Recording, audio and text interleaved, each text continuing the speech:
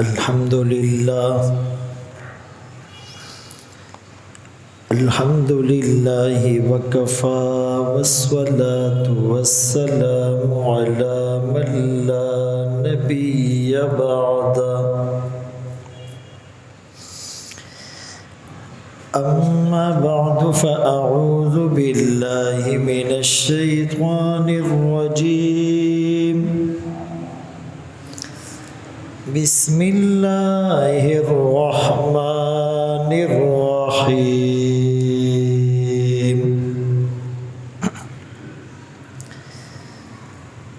يا أيها الذين آمنوا أطيعوا الله وأطيعوا الرسول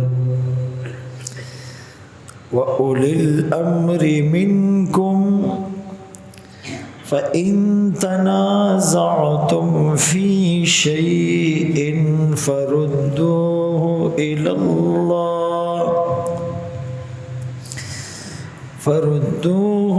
الله ورسوله وقال النبي صلى الله عليه وسلم بعثت لأتمم مكارم الأخلاق صدق الله مولانا العظيم وصدق رسوله النبي الأمي الهاشمي المدني الكريم ونحن على ذلك لمن الشاهدين والشاكرين والحمد لله رب العالمين.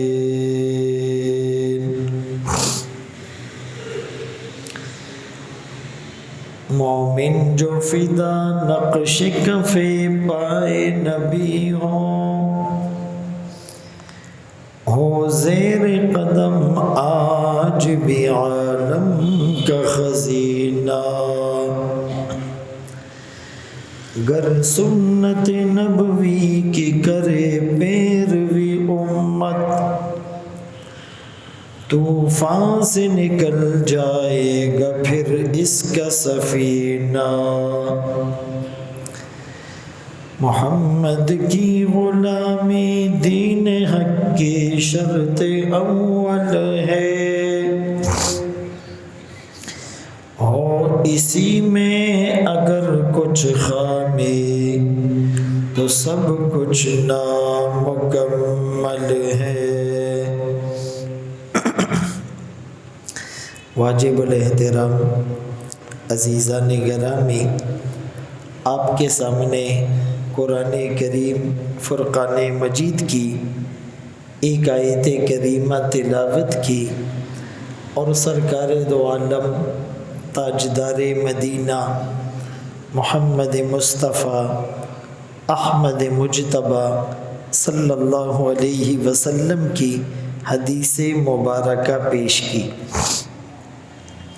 اس آیت میں اللہ ایمان والوں کو خطاب فرما رہے ہیں کہ تم اللہ کی اطاعت کرو، رسول کی اطاعت کرو اور صاحب علم اور صاحب منصب کی اطاعت کرو. اگر تمہیں کسی بات میں کوئی اختلاف ہو جائے، کوئی کنفیوژن ہو جائے، کوئی الجھن پیدا ہو جائے، کوئی مغالطہ لگ جائے، کوئی مس انڈرسٹینڈنگ ہو جائے، کسی بات میں شبہ پڑ جائے، کسی بات میں شک ہو جائے، کوئی بات کلیئر نہ ہو، کسی بات میں ابہام ہو، کسی بات میں اجمال ہو، کسی بات میں اشکال ہو، کسی بات پر اعتراض اور آبجیکشن ہو، تو تم نے فیصلہ کہاں سے کرنا ہے؟ اللہ اور اس کے رسول کی طرف رجوع کرنا ہے۔ اگر تو تم اللہ پر اور یوم آخرت پر ایمان رکھنے والے ہو، اگر تم پکے مومن ہو، اگر تم چاہتے ہو کہ تم پر رحم کیا جائے، اگر تم شکر ادا کرنے کا جذبہ رکھتے ہو، تو انسان چونکہ کمزور ہے، ناقص العقل ہے،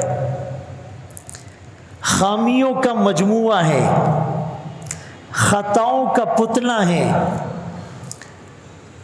تو کہیں پر اونچ نیچ بھول چوک ہو جاتی ہے۔ تو ایک ضابطہ بتلا دیا کہ کبھی بھی اس طرح کی صورتحال سے اگر دوچار ہو جاؤ تو ادھر ادھر جانے کی ضرورت نہیں ہے، اللہ اور اس کے رسول کی طرف رجوع کرو۔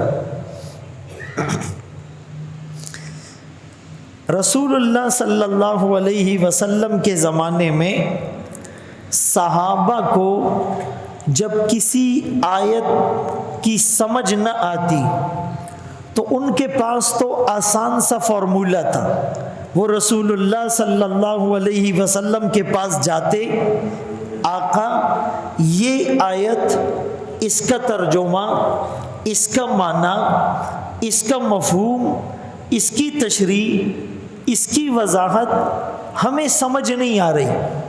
اللہ کے رسول صلی اللہ علیہ وسلم بتا دیتے اور پرابلم سولو ہو جاتی، مسئلہ حل ہو جاتا۔ اللہ اللہ خیر صلی اللہ۔ اس لیے کہ اللہ کے کلام کی منشا کو نبی سے زیادہ بہتر سمجھنے والا کون ہو سکتا ہے؟ کوئی نہیں۔ اچھا، آقا کے پردہ فرما جانے کے بعد اگر کسی کو اس طرح کی صورتحال پیش آ جائے تو وہ کیا کرے گا؟ وہ حدیث کی طرف رجوع کرے گا کہ اللہ کے رسول صلی اللہ علیہ وسلم نے اس آیت کی کیا تشریح فرمائی۔ وہ صحابہ کی طرف رجوع کرے گا کہ صحابہ جنہیں دنیا میں جنتی ہونے کا سرٹیفکیٹ ملا، جن سے اللہ نے اپنی رضامندی کا اعلان کیا، جن کے دلوں کو اللہ نے تقوی کے لیے چن لیا، جن سے اللہ نے حسنہ کا اور جنت کا وعدہ کیا، جنہوں نے اپنی آنکھوں سے وحی کی برکات کو اترتے ہوئے دیکھا، جنہوں نے نبی کی زبان مبارک سے اللہ کا کلام سنا، جن کے کانوں میں نبی کی رس گھولتی ہوئی آواز ہر وقت آتی تھی، جو اپنی آنکھوں کو نبی کے دیدار سے ٹھنڈا کیا کرتے تھے، جن کے دلوں کو نبی کی صحبت میں بیٹھ کر سکون ملا کرتا تھا، جو نبی کے پیچھے نماز پڑھا کرتے تھے، جو نبی کے ساتھ طواف کیا کرتے تھے، جو نبی کے ساتھ تبلیغ میں جایا کرتے تھے، جو نبی کے ساتھ تلوار چلایا کرتے تھے، جو نبی کی دعاؤں پر آمین کہا کرتے تھے، تو میرے نبی کی زندگی کو، پریکٹیکل لائف کو ان سے بہتر کوئی بیان نہیں کر سکتا۔ تو ہمیں اگر اس طرح کی صورتحال پیش آ جائے تو ہم نے حدیث کی طرف رجوع کرنا ہے، ہم نے صحابہ کی طرف دیکھنا ہے، چونکہ صحابہ بھی میرے اور آپ کے لیے معیار ہیں، رول ماڈل ہیں۔ فَإِنْ آمَنُوا بِمِثْلِ مَا آمَنْتُمْ بِهِ فَقَدْ اهْتَدَوْا، اگر یہ لوگ ایمان لے آئے جیسا ایمان صحابہ تم لائے ہو تو یہ ہدایت یافتہ ہے۔ اگر تمہارا طریقہ صحابہ کی زندگی کے خلاف ہو تو تمہارا ایمان ایکسیپٹیبل نہیں ہے، ریجیکٹڈ ہے، اسے رد کر دیا جائے گا۔ اتنی بات تو سب کو سمجھ میں آ گئی۔ اب حدیث ہم خود سے پڑھ سکتے ہیں۔ بہت سے لوگ کہتے ہیں جی ہم نے حدیث میں یوں پڑھا۔ بھائی جان، حدیث آپ نے اردو میں پڑھی یا عربی میں؟ جی اردو میں۔ آپ نے عربی میں کیوں نہیں پڑھی؟ جی مجھے تو عربی نہیں آتی۔ بھائی ہو سکتا ہے اردو میں کسی نے غلط ترجمہ لکھ دیا ہو، تو خود سے آپ حدیث کو سمجھنے کے پوری طرح اہل نہیں ہیں۔ یہ آپ کو کون بتائے گا کہ قرآن کا ترجمہ کیا ہے؟ علماء۔ اس آیت کی تشریح کیا ہے؟ علماء۔ اس آیت کا پس منظر کیا ہے؟ علماء۔ اس حدیث کی قسم کون سی ہیں؟ یہ حدیثیں مشہور ہیں، حدیثیں صحیح ہیں، حدیثیں حسن ہیں، حسن لغیرہ ہیں، حسن لذاتہ ہیں، خبر واحد ہیں، متواتر ہیں، ضعیف ہیں، موضوع ہیں، من گھڑت ہیں، آثار ہیں، مرفوع ہیں، مقطوع ہیں، موقوف ہیں، مرسل ہیں۔ یہ ڈیٹیل آپ کو کون بتائیں گے؟ علماء۔ تو علماء پر اگر آپ کا اعتماد ہوگا تو آپ کے سارے معاملات درست چلیں گے۔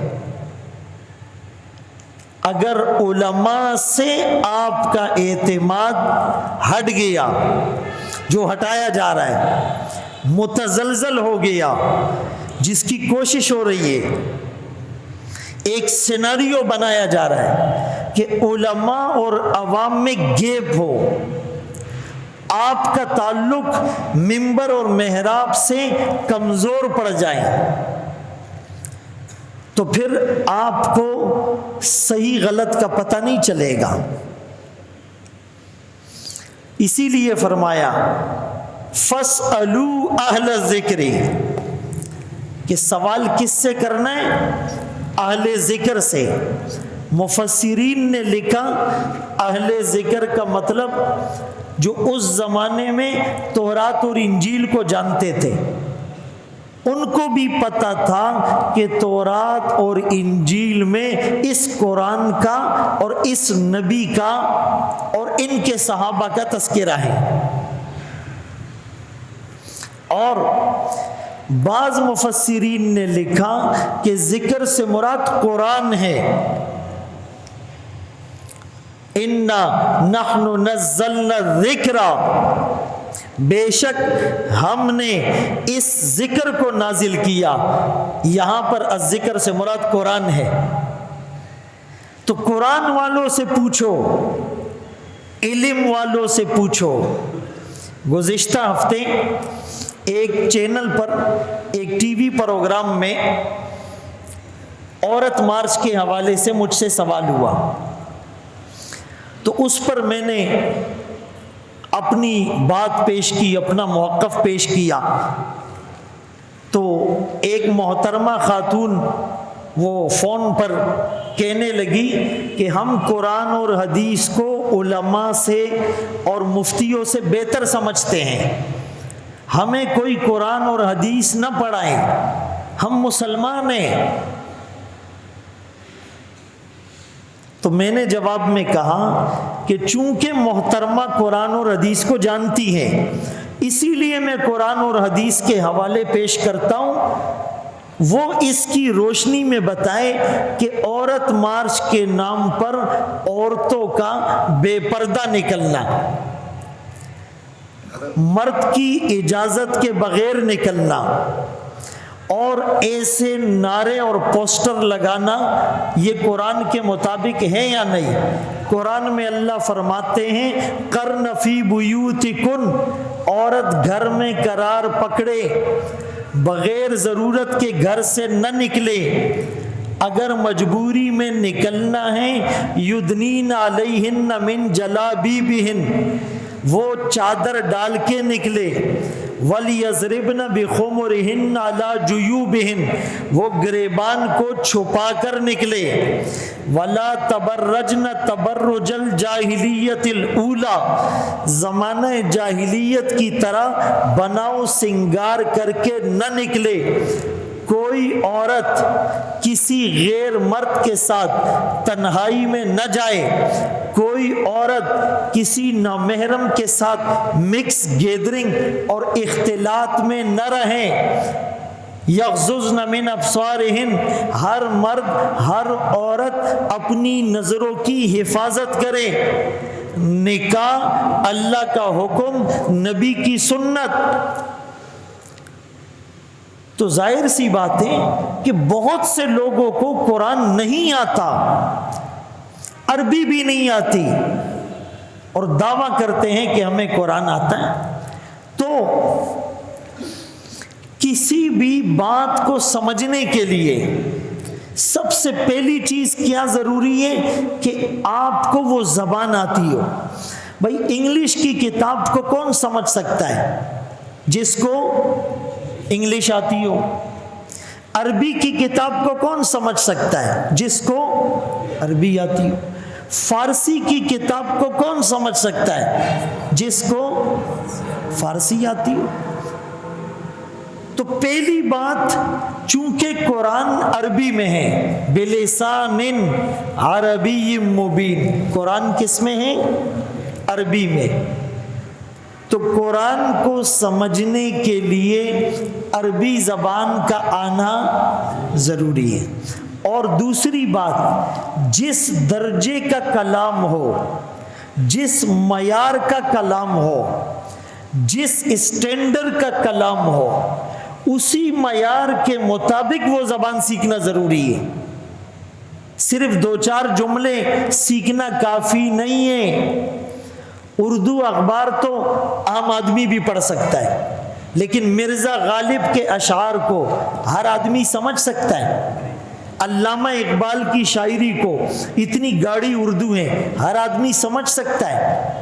انگلش اخبار تو تھوڑی بہت انگلش سمجھنے والا بھی پڑھ لے گا، لیکن شیکسپیئر کے جو انگلش مضامین ہیں جس میں اتنی ایڈوانس ووکیبلری ہے، اس کو ہر آدمی نہیں سمجھ سکتا. تو قرآن فہمی کے لیے، چونکہ قرآن عربی میں ہے، عربی زبان کا سیکھنا ضروری ہے. نمبر 2، قرآن جس فصاحت اور بلاغت کے ساتھ ہے، اسی لیول کی عربی سیکھنا ضروری ہے. اور تیسری بات، متکلم کی منشا کیا ہے. ہم کوئی بات کرتے ہیں، اس کے 2 معنی ہوتے ہیں. وہ الگ معنی سمجھ گیا، یہ الگ معنی سمجھ گیا. اختلاف ہونے پر مجھ سے پوچھا جائے گا آپ کا مطلب اس بات سے کیا تھا. تو متکلم اللہ ہے. اللہ کی اس آیت سے منشا کیا ہے، مطلوب کیا ہے، وہ ہمیں بتائیں گے اللہ کے رسول صلی اللہ علیہ وسلم. اور چوتھی بات، پس منظر کا سمجھنا ضروری ہے، بیک گراؤنڈ کا سمجھنا ضروری ہے، سیاق و سباق کا سمجھنا ضروری ہے، قرینے اور شواہد کا سمجھنا ضروری ہے، ماحول کا سمجھنا ضروری ہے، سیناریو کا سمجھنا ضروری ہے کہ میں نے یہ بات کس موقع پر کی. بہت سے لوگ علماء سے آ کر پوچھتے، جی گھر میں جھگڑا ہوا اور غصے میں آ کر اپنی بیوی کو طلاق دے دی اور 3 طلاقیں دے دی. عالم کہتا بھائی 3 طلاقیں دے دی تو 3 طلاقیں ہو گئی، حرمت مغلظہ ہو گئی، وہ تم پر حرام ہو گئی. کہتے جی میں نے تو غصے میں دی، میں نے تو ہم کہتے بھائی طلاق کوئی پیار سے تو نہیں دیتا ہے کہ آج بیوی پر بہت پیار آ گیا ہے، آج بیوی سے بہت خوش ہو گیا ہوں، زپا خوشحالی کے دل طلاق در کو. ایسا تو نہیں ہوتا ہے، غصے میں ہی طلاق دی جاتی. تو پس منظر کا سمجھنا ضروری ہوتا ہے. اب میں آپ کو مثال دیتا ہوں. حضرت عدی بن حاتم رضی اللہ تعالیٰ عنہ ایک صحابی ہے، اور یہ پہلے عیسائی تھے. اور یہ حاتم تائی کے بیٹے تھے۔ تو ایک دفعہ یہ رسول اللہ صلی اللہ علیہ وسلم کی خدمت میں آئے، یہ اس وقت مسلمان ہو چکے تھے، تو کہنے لگے اللہ کے رسول، قرآن کی ایک آیت ہے جو میری سمجھ میں نہیں آ رہی، آپ وضاحت کریں۔ وہ کون سی آیت؟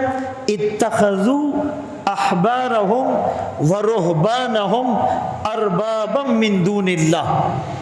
قرآن میں اللہ عیسائیوں کے بارے میں کہتا ہے، فرماتے ہیں کہ عیسائیوں نے اپنے علماء کو، اپنے راہبوں کو، اپنے پیروں کو خدا کا درجہ دے دیا۔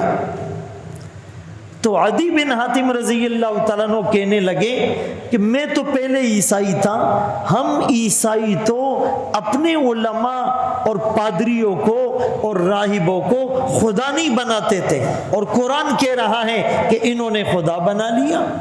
گویا کہ خدا نہ خواستہ قرآن کی یہ بات ٹھیک نہیں ہے۔ ایک ذہن میں سوال آیا تو اللہ کے رسول صلی اللہ علیہ وسلم نے جواب دیا، فرمایا کہ اچھا تمہارے جو علماء تھے ان کے پاس حلال حرام کا اختیار تھا، کسی چیز کو حلال یا حرام کہنے کا اختیار تھا؟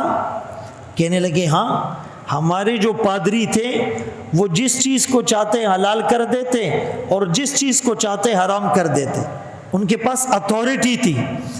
آپ نے فرمایا یہی تو خدا بنانا ہے۔ اسلام میں اللہ کے سوا کسی کے پاس یہ اتھارٹی اور پاور ہے کہ وہ کسی چیز کو حلال کر دے یا کسی چیز کو اپنی طرف سے حرام کر دے؟ یہ اتھارٹی نہیں ہے۔ اگر یہ اختیار اسلام میں کسی کے پاس ہوتا تو کس کے پاس ہوتا؟ محمد الرسول اللہ صلی اللہ علیہ وسلم کے پاس، لیکن ان کے پاس بھی یہ اختیار نہیں ہے۔ لم تحرم ما احل اللہ لک، اللہ فرماتے ہیں اے نبی آپ کیسے حرام قرار دیں گے اس کو جس کو اللہ نے حلال قرار دیا؟ نبی کے تو ہر بات وحی کے سانچے میں ڈھلی ہوئی ہوتی ہے۔ وما ينطق عن الهوى ان هو الا وحی یوحى، یہ جو بھی بولتا ہے اللہ کی وحی کو بولتا ہے۔ ان علینا بیانا، اے نبی آپ جلدی نہ کیجئے، پڑھنا آپ کا کام ہے اور اس کی وضاحت ہمارا کام ہے۔ تو کہا کہ چونکہ تمہارے پادریوں کے پاس یہ اختیار تھا اور یہ اختیار رب اور خدا کے پاس ہوتا ہے، اس لیے عیسائیوں نے اپنے پادریوں کو خدا کا درجہ دیا۔ عدی بن حاتم رضی اللہ تعالیٰ عنہ کو بات سمجھ میں آ گئی۔ دوسری مثال، مغیرہ ابن شعبہ رضی اللہ تعالیٰ عنہ، صحابی رسول ہیں، جرنیل ہیں، آپ نے غالباً انہیں بحرین کا گورنر بنایا، تو وہ آقا کی خدمت میں آئے، کہنے لگے عیسائیوں نے، بلکہ نجران کے عیسائیوں نے مجھ سے ایک سوال کیا قرآن کی آیت کے بارے میں، اور میرے پاس اس کا جواب نہیں تھا، آپ مجھے بتائیں۔ وہ سوال یہ تھا کہ قرآن میں سورہ مریم میں اللہ کیا فرماتے ہیں؟ یا اخت ہارون، لوگوں نے حضرت مریم کو کیا کہا؟ اے ہارون کی بہن۔ تو عیسائیوں نے سوال کیا کہ ہارون علیہ السلام تو موسیٰ علیہ السلام کے بھائی تھے اور حضرت مریم عیسیٰ علیہ السلام کی والدہ تھی، اور موسیٰ اور ہارون علیہ السلام اور عیسیٰ علیہ السلام کے زمانے میں بہت فرق ہے، تو حضرت مریم ہارون علیہ السلام اور موسیٰ علیہ السلام کی بہن کیسے ہو سکتی ہے؟ بھائی کسی کی عمر میں 500 سال کا گیپ ہو، ایک بزرگ 500 سال پہلے گزرا ہو اور ایک آدمی آج پیدا ہو کر دعویٰ کرے کہ میں اس کا بیٹا ہوں، عقل مانے گی؟ تو ہارون علیہ السلام اور موسیٰ علیہ السلام کا زمانہ بہت پہلے، حضرت عیسیٰ اور حضرت مریم کا زمانہ بعد میں، قرآن نے حضرت مریم کو ہارون علیہ السلام کی بہن قرار دیا، گویا کہ یہ بات ٹھیک نہیں۔ رسول اللہ صلی اللہ علیہ وسلم نے جواب دیا کہ تم نے ان سے یوں کیوں نہیں کہا؟ پرانے زمانے میں لوگ نبیوں کے نام پر اپنے بچوں کے نام رکھا کرتے تھے، یہ وہ ہارون نہیں جو نبی تھے اور موسیٰ علیہ السلام کے بھائی تھے، یہ دوسرے ہارون تھے۔ حضرت مریم کے ایک بھائی کا نام ہارون تھا۔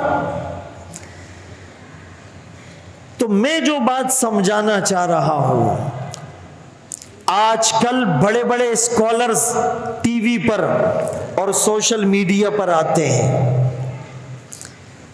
بڑے بڑے فلسفے جاڑتے ہیں اور آپ کو کنونس کرتے ہیں کہ جی دین پر مولویوں کا ٹھیکہ تو نہیں ہے، یہ مولوی دین کے ٹھیکیدار تو نہیں ہے، قرآن اور حدیث پر صرف مولویوں کی اجارہ داری تو نہیں ہے، آپ بھی قرآن کو پڑھ سکتے ہیں، آپ بھی سمجھ سکتے ہیں۔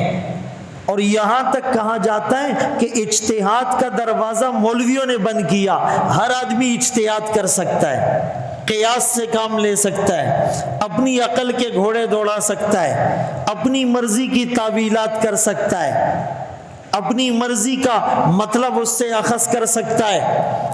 رسول اللہ صلی اللہ علیہ وسلم نے اسی فتنے کی طرف نشاندہی ان الفاظ میں کی، مجھے اپنی امت پر سب سے زیادہ جس چیز کا ڈر ہے، قرآن ہر ایک کے سامنے کھل جائے گا، ہر آدمی قرآن میں اپنی عقل کے اور تخیلات کے گھوڑے دوڑائے گا۔ مجھے تو یہ بات سمجھ میں آئی، عربی انہیں نہیں آتی، قرآن صحیح تلفظ سے پڑھنا نہیں آتا، نحو صرف اور عربی گرامر انہیں نہیں آتی، حدیث اور اصول حدیث کا پتہ نہیں، فقہ اور اصول فقہ کا پتہ نہیں، علم کلام اور علم معانی کا پتہ نہیں، جرح اور تعدیل کا پتہ نہیں، علم الاسناد ان کے پاس نہیں ہے، لیکن وہ قرآن کریم میں اپنی عقل کے گھوڑے دوڑا رہے ہیں۔ تو ہم نے بہت زیادہ کیئرفل، محتاط رہنا ہے، ایک ایک بات کو علماء سے پوچھنا ہے، مستند علماء سے پوچھنا ہے، ورنہ تو ہمارے گمراہ ہونے کے بہت زیادہ چانسز ہیں۔ رسول اللہ صلی اللہ علیہ وسلم نے العلماء ورثۃ الانبیاء کیوں فرمایا کہ یہ علماء نبیوں کے وارث ہیں، نبیوں کے وارث ہیں، اور نبی اپنی وراثت میں درہم اور دینار نہیں چھوڑتے، مال اور جائیداد نہیں چھوڑتے، بینک بیلنس اور پراپرٹی نہیں چھوڑتے، ہیرے اور جواہرات نہیں چھوڑتے، وہ علم چھوڑتے ہیں۔ ایک مشہور واقعہ ہے کہ غالباً ایک صحابی تھے اور وہ بازار میں آئے، لوگوں کو کہنے لگے تم یہاں بازار میں خرید اور فروخت میں مصروف ہو، تجارت میں لگے ہوئے ہو، اور وہاں مسجد میں نبی کی میراث تقسیم ہو رہی ہے، لوگ دکانیں چھوڑ کر، کاروبار چھوڑ کر، تجارت چھوڑ کر مسجد کی طرف دوڑ پڑے، اور مسجد میں جا کر دیکھا، واپس آئے، کہنے لگے آپ نے غلط بیانی کی کہ مسجد میں میراث بٹ رہی ہے، وہاں تو کچھ نہیں ہو رہا، کچھ نہیں بٹ رہا۔ کہا اچھا، کیا وہاں کیا ہو رہا تھا؟ کہا جی وہاں تو دین سیکھا سکھایا جا رہا تھا، تعلیم اور تعلم کے حلقے لگے ہوئے تھے، لوگ مسائل سیکھ رہے تھے۔ کہا یہی تو نبی کی میراث ہے، یہی تو نبی کی میراث ہے۔ ایک کتاب ہے الرسول المعلم و اسالیبہ فی التعلیم، ہمارے نبی معلم تھے، انما بعثت معلما، مجھے معلم بنا کر بھیجا گیا ہے، رہبر و رہنما بنا کر بھیجا گیا۔ مقتدا اور پیشوا بنا کر بھیجا گیا۔ تو ایک دفعہ آپ مسجد نبوی تشریف لائے، 2 حلقے لگے ہوئے تھے، ایک ذکر میں اور دعاؤں میں مصروف تھا، اور دوسرا سیکھنے سکھانے میں مصروف تھا۔ مدرسوں میں لوگ قرآن پڑھتے ہیں، قرآن سنتے ہیں، حدیث پڑھتے ہیں، حدیث سمجھتے ہیں۔ آج کل تو بعض ایسی مسجدیں بھی ہیں کہ لوگ کہتے جی بس یہاں صرف نماز ہوگی، یہاں مدرسے کی ضرورت نہیں ہے۔ اس اللہ فقیر کو ذرا دیکھو، مسجد نبوی اس میں صرف نماز ہوتی تھی، اذان کہاں ہوتی تھی؟ مسجد نبوی میں اذان کہاں ہوتی تھی؟ اور نماز کہاں ہوتی تھی؟ اور قرآن کہاں پڑھایا جاتا تھا؟ اور حدیث کہاں پڑھائی جاتی تھی؟ اور مسائل کہاں سکھائے جاتے تھے؟ اور ذکر کے حلقے کہاں لگتے تھے؟ اور بیانات کہاں ہوتے تھے؟ اور بیواؤں کی لسٹیں کہاں بنتی تھی؟ اور جہاد کی تشکیلیں کہاں ہوتی تھی؟ اور تبلیغی وفود کہاں سے نکلتے تھے؟ یہ سب مسجد نبوی میں ہوتا تھا۔ مسجد ہے ہی نماز کا نام، ذکر کا نام، قرآن کی تلاوت کا نام، درس کا نام، تعلیم کا نام، اجتماعات کا نام، لوگوں کے مسائل بتانے کا نام۔ تو ایک حلقہ ذکر کا تھا، دعاؤں میں مصروف تھا، اور دوسرا حلقہ تعلیم اور تعلم میں مصروف تھا۔ اللہ کے رسول صلی اللہ علیہ وسلم آئے، دونوں کو یوں دیکھا اور فرمایا کل علی خیر، یہ دونوں حلقے خیر پر ہیں، یہ بھی خیر کا کام ہے، دعا مانگ رہے ہیں، ذکر کر رہے ہیں، مراقبہ کر رہے ہیں، اور یہ بھی خیر پر ہے جو مدرسہ لگا ہوا ہے، جو حلقہ لگا ہوا ہے، جو سیکھنے سکھانے کا عمل ہے، جو تعلیم اور تعلم کا سلسلہ ہے۔ لیکن آپ خود کہاں بیٹھے؟ آپ اس حلقے میں بیٹھے جو تعلیم اور تعلم میں مصروف تھا، اور یہ فرماتے ہوئے بیٹھے انما بعثت معلما، مجھے اللہ نے معلم بنا کر بھیجا ہے۔ بہت شرح صدر کے ساتھ یہ بات کہہ رہا ہوں کہ تعلیم اور تعلم سے بہتر کوئی حلقہ نہیں ہو سکتا، علم پڑھنے پڑھانے سے کوئی کام افضل نہیں ہو سکتا۔ قرآن میں کتنے پارے ہیں بتاؤ؟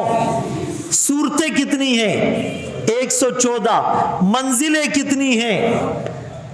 رکوع کتنے ہیں؟ جی آیات کتنی ہیں؟ لیکن قرآن کریم کی جو صورتیں ہیں، سب سے پہلی صورت کون سی نازل ہوئی؟ سورۃ العلق۔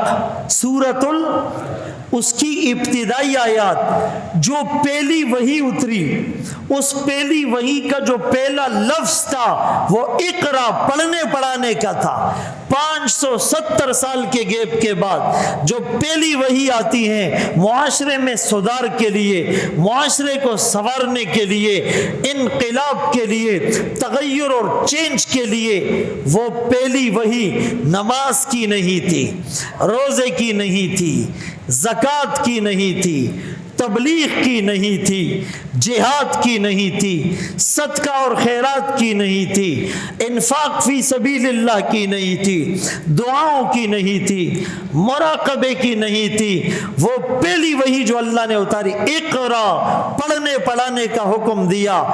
آپ تعلیم اور تعلم کو اپنا زندگی کا جزء لا انفق بنائے، بچہ ہو، بوڑھا ہو، جوان ہو، امیر ہو، غریب ہو، بزنس مین ہو یا چھوٹا سا نوکر ہو، آپ قرآن کریم اور حدیث نبوی کو سیکھنے کے لیے آدھا ایک گھنٹہ ضرور نکالے۔ اور یہ جو جملہ کہا جاتا ہے کہ یہ علماء اور مولوی دین کے ٹھیکیدار نہیں، ہم بالکل اس کو تسلیم کرتے ہیں۔ ہم دین کے ٹھیکیدار نہیں، لیکن دین کے چوکیدار ضرور ہے۔